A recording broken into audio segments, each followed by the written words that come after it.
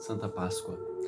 Todo quarto domingo do tempo pascal, a igreja ela faz questão de celebrar a ação de Jesus Cristo ressuscitado, que perdura então e vai atingir os séculos por esta expressividade que Jesus utiliza ao dizer, né, que ele é o bom pastor.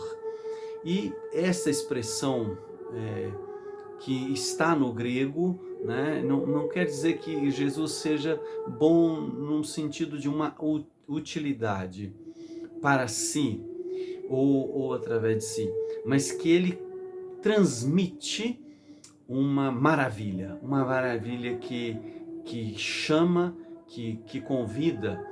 Por isso, então, a expressão no grego é kalos, poiné.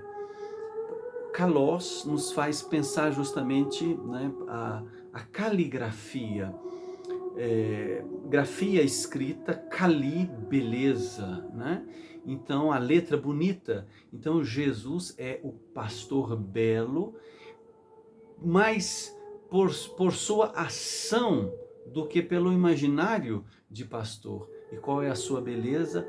Ele então entrega, ele transmite a sua vida. Ele não simplesmente é um pastor que morre pelas suas ovelhas, mas o seu ato é maravilhoso porque ele transmite a vida, dizendo então como pastor que ele não vai conduzir de uma forma por mandamentos, ordens ameaçadoras, mas como pastor ele vai conduzir para a vida plena, pois o versículo de São João 10:10, capítulo 10, versículo 10, vai dizer: eu vim para que tenham vida e vida em abundância.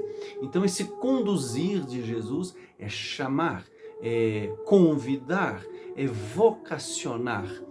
Tanto que ele, então, expõe essa contradição entre aquele que vocaciona para a vida plena e aquele que é não vocacionado, como o texto vai dizer da pessoa do mercenário. Ele não é vocacionado a pastor, o texto diz, ele não é pastor, ele também não é dono das ovelhas, o que então expõe a atitude, né, desta ou vida realizada e plena, ou uma vida que se destrói, mesmo tendo, né, o contato com a realidade produtiva, mas uma vida infecunda e uma vida perigosa. Tanto é que Jesus então utiliza deste seu expressar, dizendo que dá a vida pelas ovelhas, dizer então que dá a sua psique, ou seja, sua existência toda se entrega, e em contraste com o mercenário, que Jesus então vai dizer que não há entrega da sua parte, e não há não só entrega da sua parte, mas também não há, ele não se identifica, mesmo recebendo dinheiro para aquilo, ele não se identifica.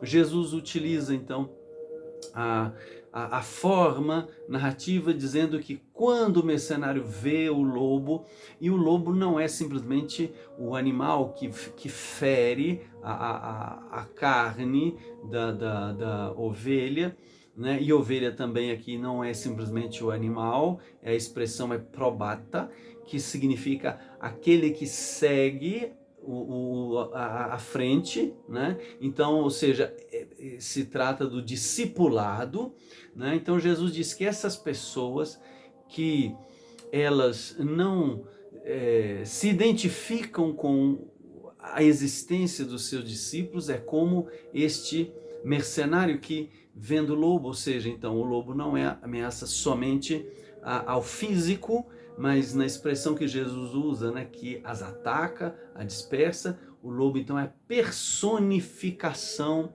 do mal destrutivo.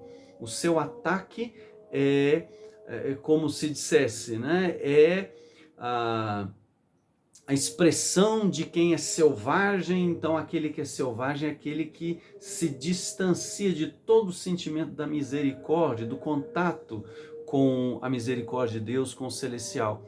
E o dispersar não é simplesmente que ele espalha as ovelhas ou elas vão para um lugar desconhecido, mas esse dispersar está justamente ligado a uma destruição, não do físico, mas da própria existência da ovelha.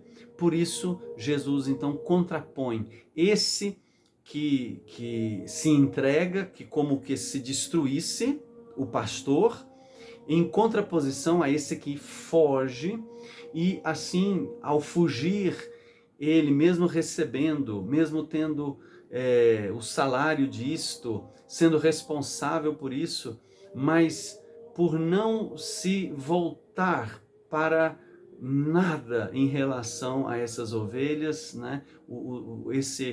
Ele não se importa em nada, a expressão é perir, como se fosse tudo aquilo que existe à volta, ou seja, nada importa, a lágrima, o sofrimento, ou a alegria, ou a conquista, em nada esse mercenário, ele se aproxima da existência.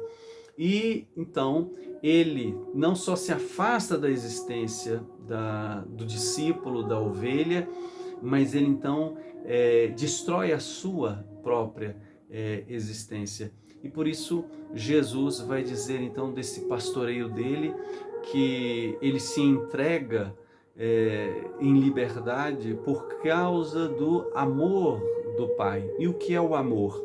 O amor é a perfeita união inabalável. Ou seja, Jesus pode fazer algo muito bom ou não, ou pode evitar, ou pode deixar acontecer, que em nada esse amor inabalável do Pai se distancia dele. Então, podemos confiar em Cristo e buscar Ele, e como o texto diz, escutar a sua voz, ou seja, fazer ressoar o seu ensinamento, pois Ele é esse que conduz com certeza para a vida absoluta, e que possamos então querer a vida plena, e querer a vida plena se faz seguindo as orientações de Jesus.